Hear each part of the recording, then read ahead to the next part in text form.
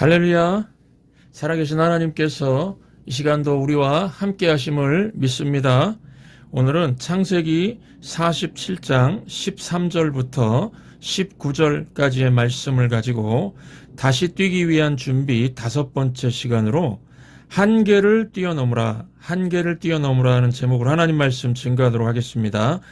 요즘 많은 사람들은 핑계대는 마음이 있고 탓하는 마음이 있는 것 같습니다. 스스로 책임지는 자세, 탓하지 않는 마음이 중요하다고 생각합니다. 여러분, 아무리 잘 나가는 인생이나 기업이나 국가라도 힘든 때는 있습니다. 풍년이 있으면 흉년이 있습니다. 풍년만 있는 인생은 없습니다.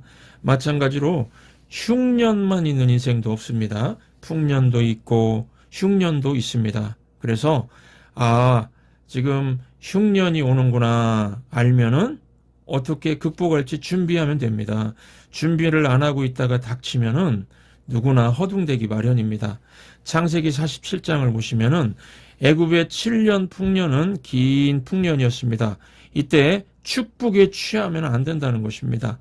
당시 애굽의 총리였던 요셉은 7년 풍년 뒤에 7년 흉년이 온다는 것을 알았습니다. 그래서 준비했고 흉년의 시기에 다시 일어설 수가 있었습니다.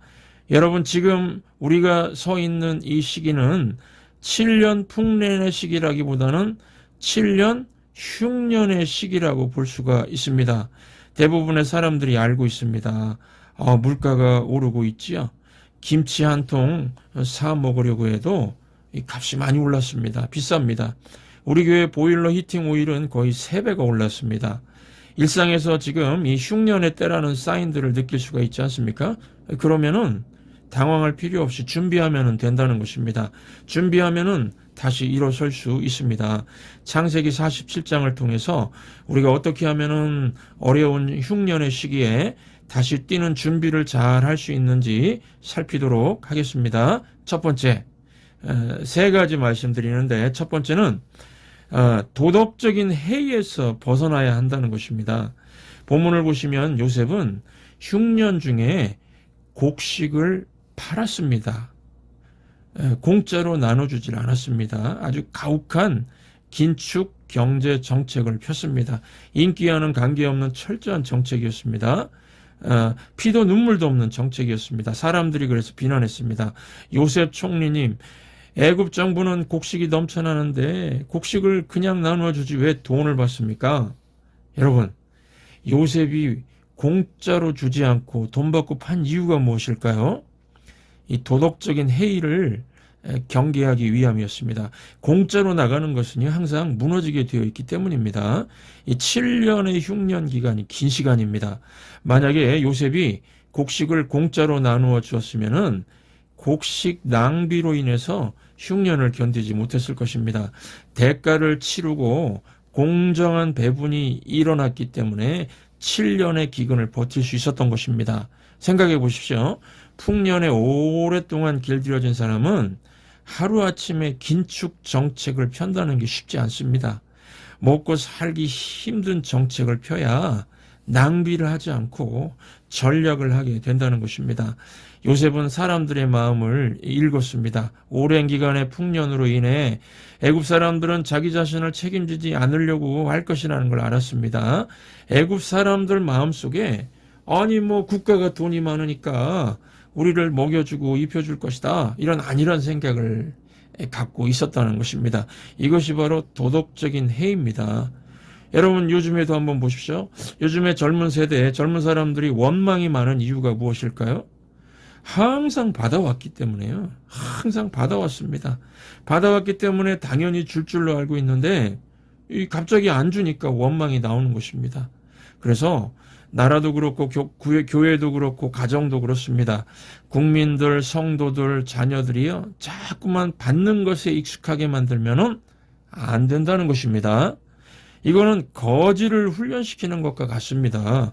거지 훈련시키면 거지밖에 안 됩니다. 주는 훈련을 시켜야지 자립할 수가 있는 것입니다. 그래서 정신을 죽게 하는 어떤 시도든 그거는 결코 좋은 게 아니라고 할 수 있습니다. 저는 이런 의미에서 우리가 성도들 아닙니까? 성도들이 막 지나치게 물건값 깎는 것이 과연 좋을까 하는 생각 해봤습니다. 우리가 이 자본주의 사회에서 살아서 그런지 뭘 사러 가서 자꾸 깎고 하는 사람 있죠. 블랙 컨슈머라고 하는데요. 이렇게 하면은 몇 프로 싸게 살지는 모르지만은 정신은 다 잃게 될 것입니다. 내가 손해를 절대 보지 않겠다. 손해 안 본다. 이런 마인드만 있으면은요, 남들이 다 도둑 같고, 남들이 다 나를 사기치는 것 같고, 그러거든요. 그래서 자꾸 깎으려고 이 땡깡 부리는 이런 거, 이거는 정신을 다 썩게 만들 수가 있습니다. 그래서 우리가 해야 할 가장 중요한 것이 무엇입니까? 우리가 성도로서 살면서 가장 중요한 것은 하나님이 주신 것을 감사하고 찬송하는 것입니다. 제가 목회를 해보니까요. 한번 없는 것을 보기 시작하는 사람은요. 뭘 갖다 줘도 계속 없는 것만 본다 하는 것을 발견했습니다. 그래서 그런 사람 입에서는 원망과 불평만 나오는 것입니다. 예를 들면 어떤 사람이 건강합니다. 그래서 참 건강이 좋으시군요. 이렇게 얘기를 하면은 예 감사하지요. 이렇게 얘기를 안 하고 뭐라고 하는지 아십니까? 건강하면 뭐합니까? 돈이 없는데요. 이렇게 얘기를 합니다. 참 예쁘시군요. 그러면은 예쁘면 뭐예요? 돈이 없는데요. 이렇게 자꾸만 없는 것을 얘기한다는 것입니다. 그러면 돈이 있죠? 돈이 있습니다. 그래서 돈이 많아서 좋겠군요. 그러면 또 뭐라고 하는지 아십니까? 돈만 있으면 뭐예요? 건강이 없는데요. 건강이 없는데요. 있는 것을 안 봅니다. 있는 것은 당연한 거고 없는 것만 봅니다. 돈도 있고 건강도 있으니 얼마나 좋아요. 그러면은 그때는 뭐라고 할까요? 돈 있고 건강 있으면 뭐해요? 자식들이 속 썩이는데요. 참 여러분 보십시오. 하나님이 그들에게 10가지 채워주고 20가지 채워주고 필요한 거 채워준다면은 뭐라고 해야 마땅합니까? 감사합니다, 하나님. 이래야 되지 않습니까? 그런데요, 없는 것만 바라보는 사람은 뭐라고 하는지 아십니까? 나에게 많은 것이 있으면 뭘 해요? 내 나이 너무 많은데요. 너무 늙었는데요. 보십시오. 뭘 갖다 줘도요, 원망합니다. 이것이 도덕적인 해입니다. 이 태도가 썩은 겁니다. 무엇보다 이것부터 고쳐야 한다는 것입니다. 우리가 아무리 바닥이라 하더라도 하나님이 한 가지씩 채워주시면 무엇을 해야 됩니까? 하나님 감사합니다. 모든 것의 주인 되시는 하나님을 찬송합니다. 우리가 여러분 승리하는 삶을 살기 위해서는 바로 이렇게 감사하고 찬송할 수 있는 태도가 중요합니다. 모든 거 하나하나를 감사로 여길 줄 아는 사람은 아무리 바닥에서 기는 상황이라 하더라도 다시 일어나서 정상으로 올라갈 수 있다는 것을 기억하시기 바랍니다. 두 번째입니다. 두 번째, 오늘 본문 통해서 알 수 있는 것은요, 우리가 다시 뛰기 위해서는 단순하게 사는 법을 배워야 한다는 것입니다. 본문을 보시면은 요셉은 애굽의 모든 사람들의 삶의 규모를 줄였습니다. 돈, 가축, 토지를 가지고 투기하거나 낭비하지 못하게 했습니다. 돈이 있든 없든 7년의 흉년 기간에 모든 애굽 백성들이 단순하게 사는 법을 훈련시켰습니다. 여러분, 인생을 단순하게 사는 훈련, 그게 무엇일까요? 어떤 훈련일까요? 필요를 따라 살도록 하는 훈련입니다. 요셉이 위대한 지도자인 것은 흉년의 시기를 이용해서 이 애굽의 국민들을요, 필요를 따라 사는 인생으로 바꾸어 놔버렸습니다. 예. 인생은 여러분 두 가지입니다. 욕망을 따라 사는 인생과 필요를 따라 사는 인생이 있습니다. 필요는요, 채우기 쉬운 것입니다. 누가 아프면 의사에게 데려가면 되죠? 나을 수 있는 약을 주면 됩니다. 필요하니까 필요이기에 해결책이 단순합니다. 누가 배고프면 무엇이든 먹이면 됩니다. 누가 추위에 떨고 있으면 무엇이든 입히면 됩니다. 쉽습니다. 모두 필요이기 때문입니다. 이와 같이 여러분 우리 자신의 필요를 채우는 것도 복잡하지 않습니다. 쉽습니다. 그런데 욕망은요? 욕망은 채움이 불가능합니다. 왜냐하면 허상이기 때문입니다. 욕망은 남의 시선과 남의 관심에 매달립니다.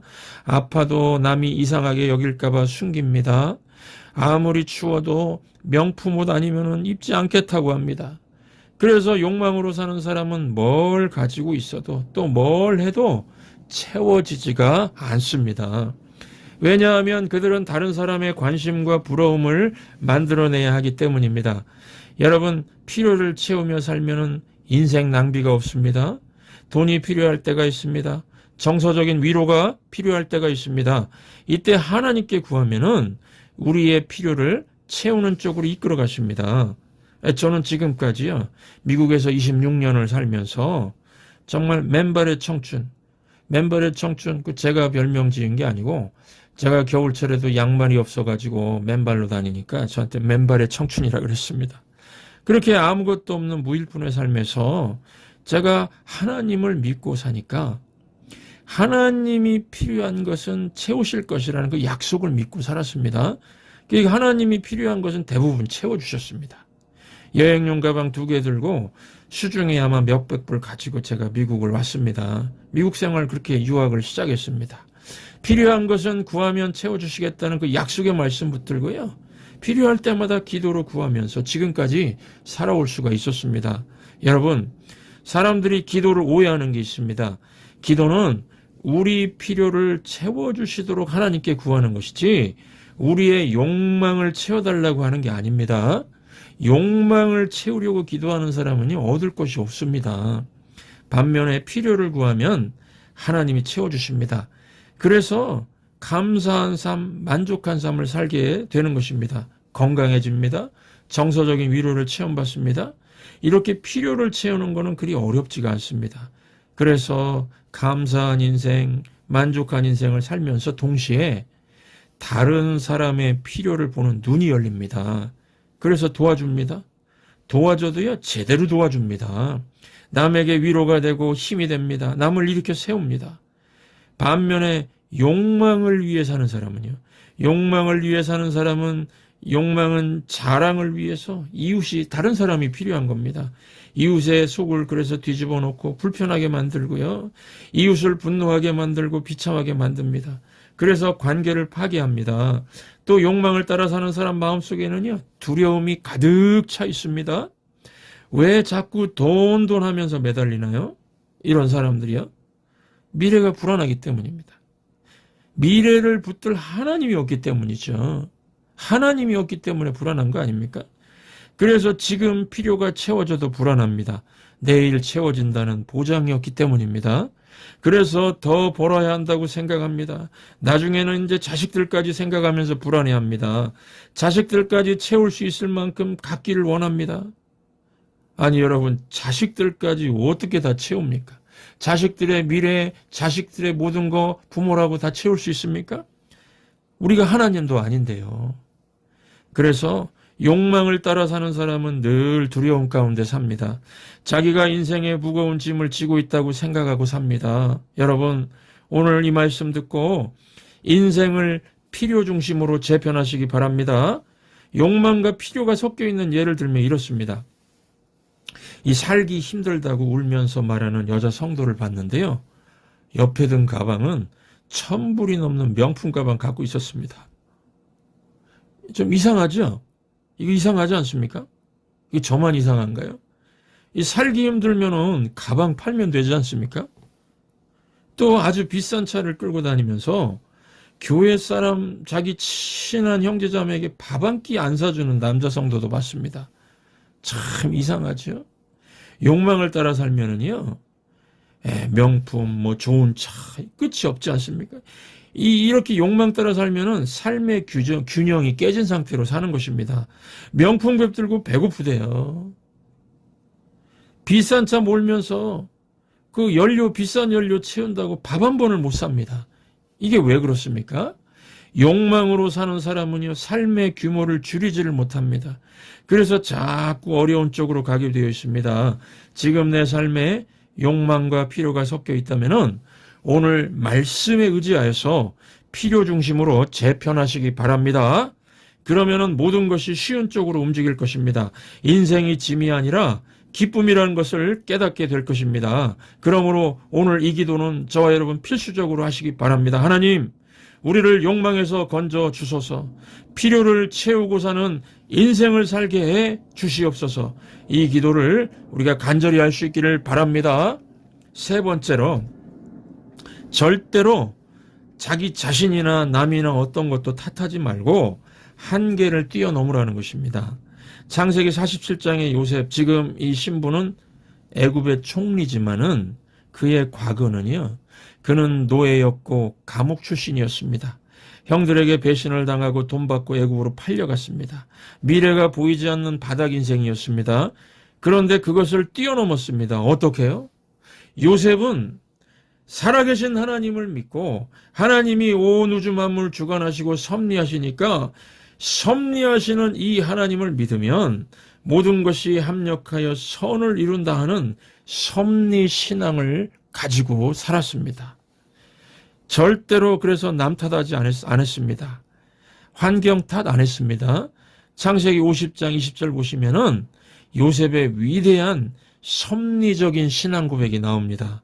당신들은 나를 헤아리 하였으나 하나님은 그것을 선으로 바꾸사 오늘과 같이 많은 백성의 생명을 구원하게 하시려 하셨나니.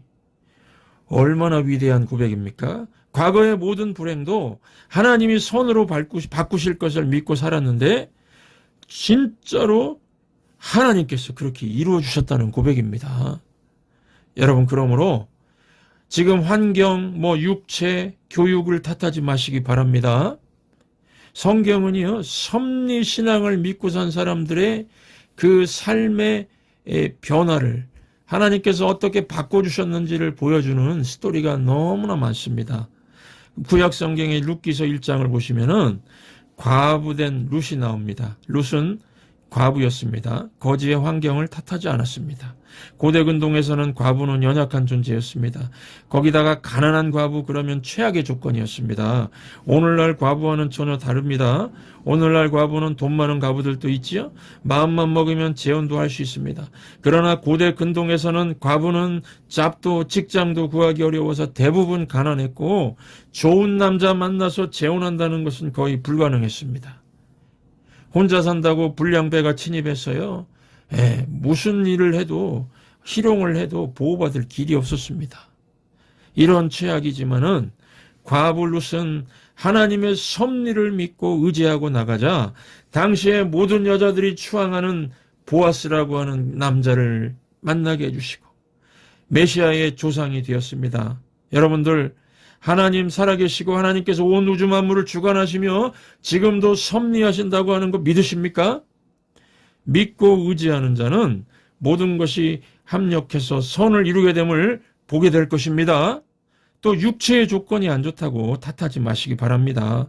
창세기 32장 보시면 야곱은 환도뼈가 부러져 다리를 절면서도 하나님의 섭리를 믿고 믿음의 길을 걸어갔고 하나님의 택한 백성인 이스라엘을 세우는 사람이 되었습니다.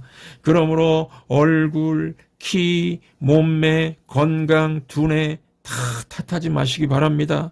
학력이 좋지 않고 교육 못 받았다고 탓하지 마시기 바랍니다. 예수님의 제자들은요, 학문 없는 범인들이었습니다.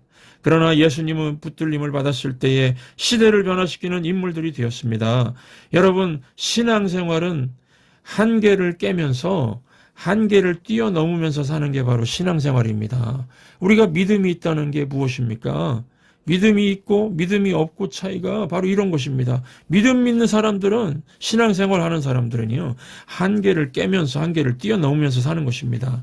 복음서를 읽어보시면은 빈들에 5,000명 이상이 모였습니다. 저녁이 되었습니다. 먹을 것이 없었습니다. 제자들은 각자 돌아가서 먹을 것을 사 먹게 하자고 예수님께 말했습니다. 자기가 알아서 살아갈 방법을 모색하게 하자는 것이었죠. 이게 바로 인생들의 모습 아닙니까? 이때 예수님께서 달리 말씀하십니다. 너희가 먹을 것을 주라. 너희가 먹을 것을 주라. 제자들이 깜짝 놀랐겠지요. 우리에게 뭐가 있다고요? 고작 지금 어린아이 점심 도시락 한 개밖에 없습니다. 오병 이어밖에 없습니다. 이러면서요. 예수님의 이 말씀은요, 한계를 뛰어넘으라는 말씀이었습니다. 여러분, 종종 하나님은 우리에게 감당 못할 일을 명하실 때가 있습니다. 그때에 못합니다. 할 수 없습니다. 답답함이 몰려오지 않습니까? 하나님께서 우리 하나님의 백성들에게 이런 답답함, 황당함을 주는 이유가 무엇일까요? 영적인 폐활량을 늘리라는 것입니다. 불가능은 없다. 뜻이 있으면 된다. 길이 있다. 한계를 깨라 하는 것입니다. 이런 뜻이 있습니다. 여러분, 인생은 각자 해결할 수 없습니다. 그래서 예수님께서 오신 겁니다. 하나님께서 독생자 예수님을 우리에게 보내주신 겁니다. 죄 문제, 관계 문제, 가정의 문제들, 건강 뭐 하나 내 스스로 우리 각자가 해결 못합니다.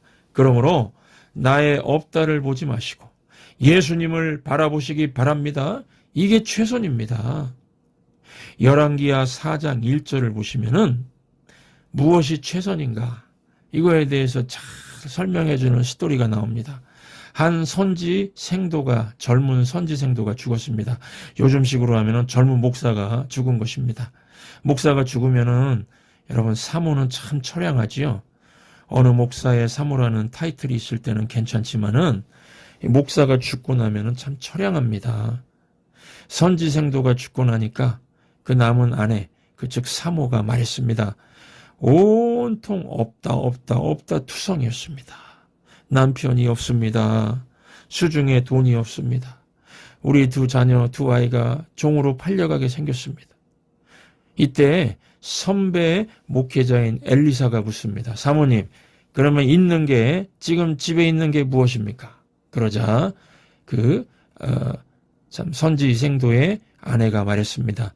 우리 집에는 기름 한 그릇밖에 없습니다. 기름 한 그릇밖에 없습니다. 그러자 엘리사가 말하기를 동네에 가서 모조리 그 그릇을 빌려오세요. 그리고 그 그릇을 빌려오자 하나님께 기도하고 그 빈 그릇에 기름을 부으라 했을 때에 붓는 것마다 넘쳐 흘렀습니다. 여러분, 주님 손에 기름 한 그릇은 기적의 기름 그릇이라는 거 믿으시기 바랍니다. 그래서 예수님 의지하는 것이 우리 한계를 뛰어넘는 최선입니다. Jesus All 이란 책이 있습니다. Jesus plus nothing equal everything 이라고 말합니다. 아무것도 없어도 예수님이 들어가면, 예수님이 삶에 개입하면 모든 것이 가능하다는 것입니다. 이 모든 것들은 예수님의 힘으로 한계를 뛰어넘으시기 바랍니다. 하나님 붙드시기 바랍니다. 예수님 붙드시기 바랍니다. 나의 알량한 거, 나에게 있는 something, 여러분 이 something 가지고 뭐 할 수 있을 거라고 생각하시죠? 안 됩니다. 나의 한계, 결국에 부딪히게 돼 있고 내 something 그 알량한 거 그거 nothing 돼 버립니다. 예수님이 전부입니다. Jesus all입니다. 우리 예수님을 붙들면은 하늘과 땅의 모든 권세를 다 갖고 계시고 그래서 우리의 필요를 채워주실 것이고 예수님의 이름으로 구하면은 주님께서 공급해 주시고 우리에게 더 큰 믿음을 주시고 우리에게 확신 주셔서 한계를 뛰어넘게 될 것입니다. 우리 이 모든 이 말씀을 기억하시면서 나 주의 믿음 갖고 홀로 걸어도 폭풍을 지나고 해도 모든 절망스러운 상황, 경제 침체의 상황, 어려운 상황을 지나간다 할지라도 두려워하지 마시고 주님께 필요한 것 모든 것 구하셔서 공급받으시고 우리의 한계를 믿음으로 섭리신앙으로 뛰어넘으셔서 많은 열매와 승리를 얻게 되는 여러분들 되시기를 주의 이름으로 축원합니다.